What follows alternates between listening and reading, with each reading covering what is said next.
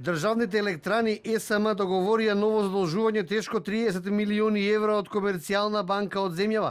Каматната стапка ќе биде околу 3,5%, а парите ќе се трошат за ликвидност. На крајот на ланската година загубата на ЕСМ изнесуваше 123 милиони евра. Актуелното раководство на државната фирма вели дека претходната власт правила системско уништување на производствените капацитети.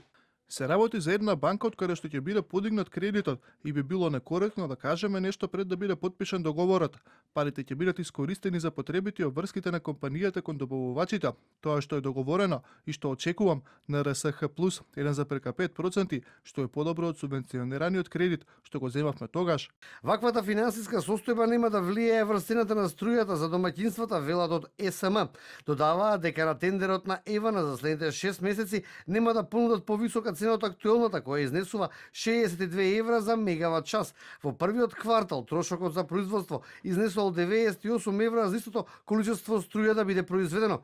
Во 2024 година, тогашната влада на ЕСМ има префрлено преку 90 милиони евра субвенции во име на разлики помеѓу производствената и продажната цена на универзалниот снабдувач, и тоа директно се движи на приходот на страна.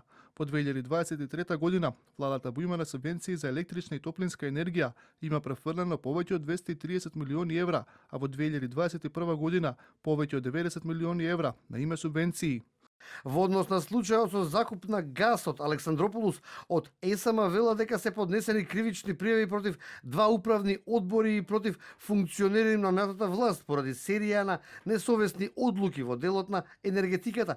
Досега се платени над 5 милиони евра за закуп на газ кој нема како да се донесе во Македонија, а нема ниту како да се продаде.